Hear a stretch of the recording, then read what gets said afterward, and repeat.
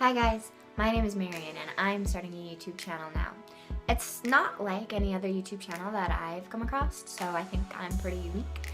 And I thought for my first video that I should introduce myself and tell you guys a little bit about how I came to be who I am so that you could understand my channel just a little bit more. It's different because I'm a nerd, but I'm not knowledgeable enough to be a hardcore nerd that you know and love in the world. But I'm also just nerdy enough that I'm not normal. So I'm like a stepping stone in the middle. I'm in the middle of all of them. I'm a basic nerd, basically. And it's a long story about how I got to be where I am today, but I wanted to share some of the highlights with you today, if you'll stay with me, so come learn about me. Anyway, it started when I was about 15 years old. I was normal, yet shy. I have always been shy. Most of my friends were shy introverts too, and several of them were a lot nerdier than I was, to the point where they would quote movies and shows and books for half of their conversations. And they were watching a show. They were obsessed with this show in high school, and they always told me that I would like it if I had just given it a shot, but I didn't think that I would like it very much. They said, if you watch one episode and you don't like it, we won't ever bother you with it again. But if you do, well, then you know we were right all the time.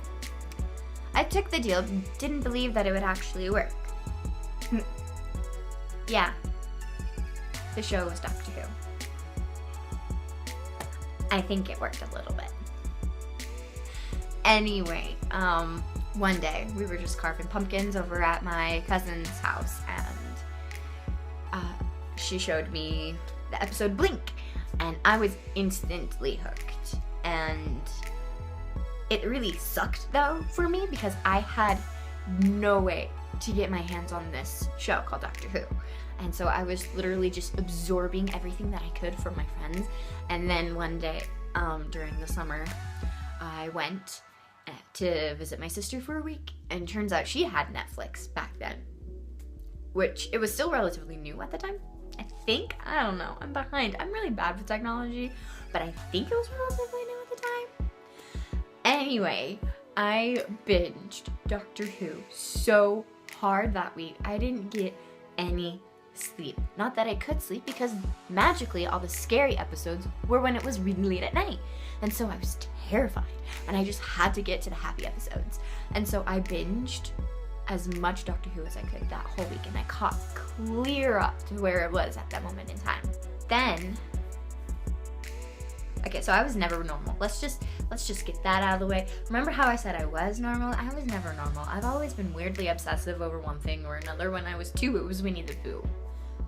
So I've always had this weird knowledge of the Arthurian legend. Don't ask me how I found out I had this weird knowledge of the Arthurian legend. I just always knew things about the Arthurian legend. So when I was a senior in high school and I was homesick for the day, I was channel surfing, and I found this show called Merlin.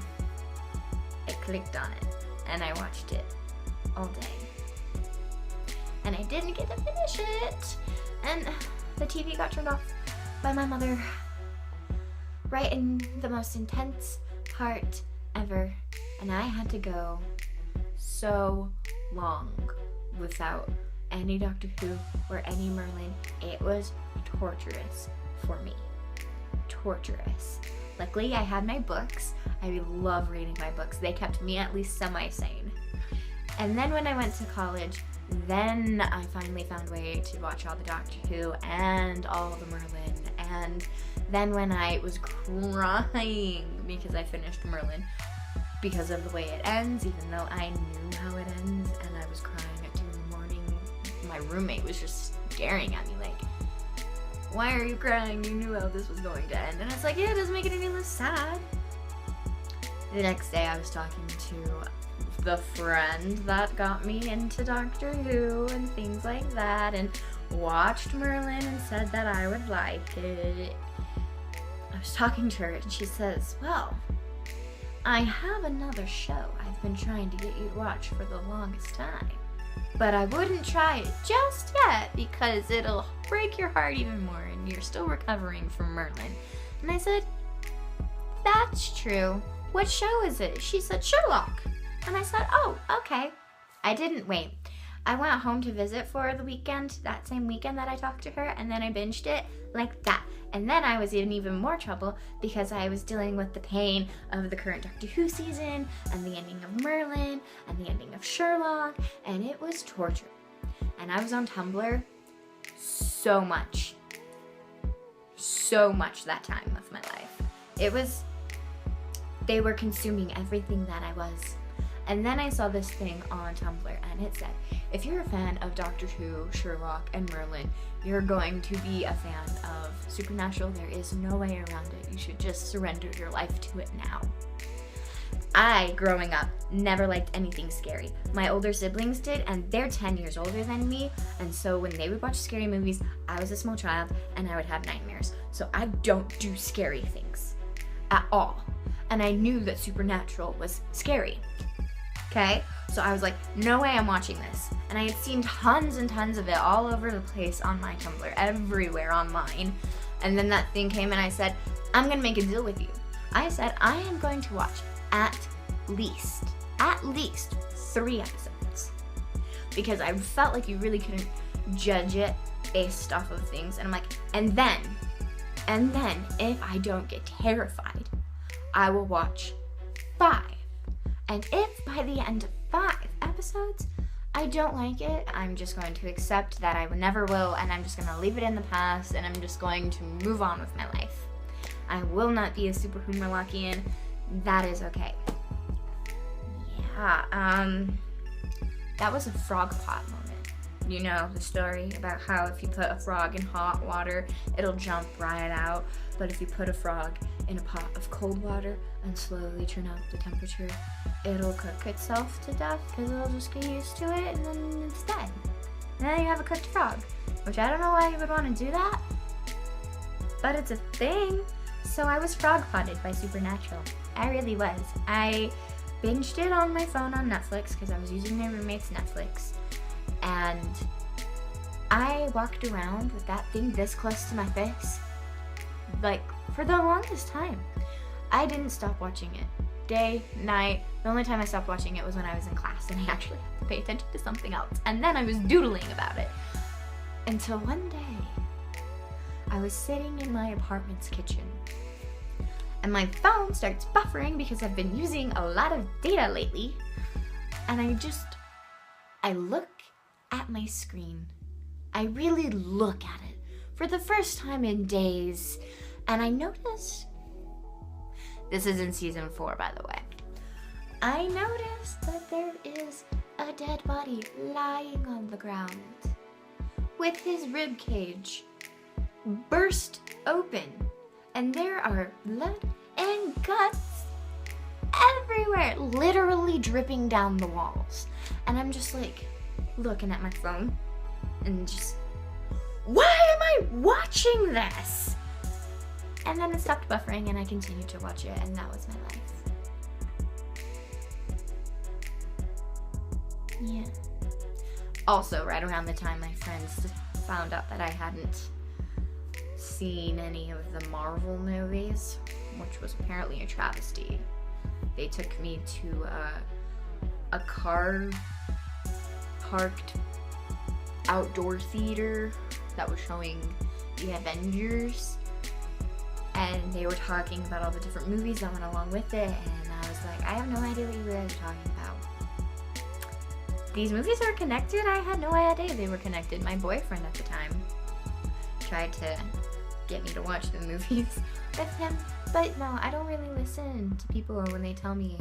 Well, I didn't then. I do now, because now I know that they know what they're talking about. And so my roommate went and rented Captain America First Avenger, and let me tell you how hard I fell in love with Captain America and just all of Marvel. I fell so hard. So hard. I I watched Captain America on repeat for 3 days. It was a weekend for 3 days. 3 days. And then I found Supernatural, and then I moved on with life. But yeah, it like, all of it just happened so fast, I couldn't escape any of it. It was like 3 months time, and I was just so much nerdier than before. And I haven't been able to shake any of those fandoms. Yeah, no, like any of those fandoms. And it's literally just gotten worse. It's gotten so much worse. It was like a snowball. It was like those 3 months of time were just like this little snowball. And then it just pushed me down a hill. And now it's like a full-on gigantic boulder. I have so many fandoms that I've had to like organize them. Because I'm weird. I organized my fandoms into tiers. Like a cake. And I know that sounds weird, but I promise you, in my next video, I'll explain it a little bit more. I'll tell you about my cake of fandoms, my tiers. I call them my tiers of fandoms. Because, you know, tiers, yeah. It's spelled differently, but it sounds the same, and it means crying, yeah? Like, do you cry because of your fandoms? Because I do. I cry a lot because of my fandoms. And I don't cry a whole lot. Well, I didn't, but now I do. Because of my fandoms. Yeah, well.